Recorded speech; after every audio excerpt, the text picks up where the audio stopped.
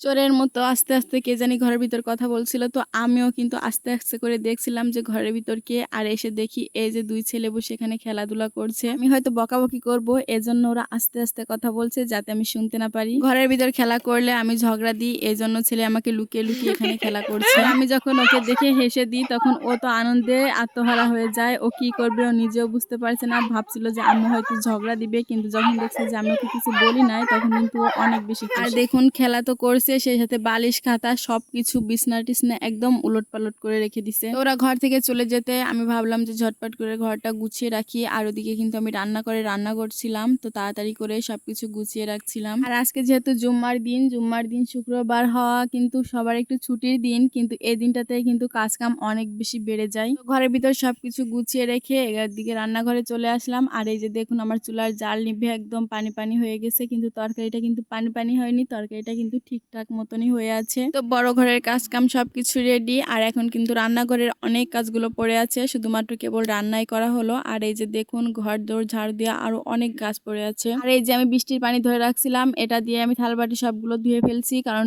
নিচে কিন্তু অনেক বেশি পিছলা, ওখানে যেতে গেলে পড়ে যেতে হচ্ছে। এজন্য যতটুকু সম্ভব ততটুকু কিন্তু আমি ঘরে বসেই করছি। মূলত কথা হচ্ছে আমার ঘরের ভিতর জায়গা অনেক কম, যার কারণে আমি সুন্দরভাবে গুছিয়ে রাখতে পারি না। এপাশটা গুছালে ওপাশটা আবার ছোট্ট ছেলে এলোমেলো করে ফেলে, তার মধ্য দিয়ে যতটুকু সম্ভব আমি করার চেষ্টা করি। আর এই যে দেখুন আমার ছেলে চিংড়ি মাছ গুছিয়ে রাখছে, এটা হচ্ছে কলার মোচার খোসা, এটা দিয়ে নাকি ও চিংড়ি মাছ বানাবে, এজন্য ড্রেসিং টেবিলের উপর রেখে দিছে। তো আমি কিন্তু ভিডিও করতে গিয়ে এগুলো দেখতে পেলাম আর সবগুলোই ফেলে দিলাম। আর এগুলো দেখে হয়তো ও চিল্লাপাল্লা করবে, কিন্তু এটা রেখে দিলেও কিন্তু পচে যাবে, যার কারণে না ফেললেই নয়। আর হ্যাঁ, আমি কিন্তু অনেক দিন হয়ে যাচ্ছে পেজে কোনো বড় ভিডিও দিই না, তো ভাবলাম যে একটা বড় ভিডিও বানাই। তো ভিডিওটা কেমন হয়েছে অবশ্যই কিন্তু সবাই কমেন্ট করে জানাবেন। যে বিকালবেলা চলে যাচ্ছিলাম আমাদের ভিটের মাথায়, আমাদের ভিটার পাড়ে হচ্ছে খাল, তো ভাবলাম যে সেখান থেকে একটু ঘুরে আসি। বিকালবেলা ঘোরাফেরা করতে আমার কিন্তু অনেক বেশি ভালো লাগে। আর এই যে ভেলা দেখতে পাচ্ছেন, এটাতে করে হচ্ছে আমাদের গরুর জন্য ঘাস কাটা হয়, তো ভাবলাম যে এটাতে একটু ঘুরে ঘুরে আসি। ছেলে যদি সাথে থাকে তাহলে তো যেতে পারি না, কারণ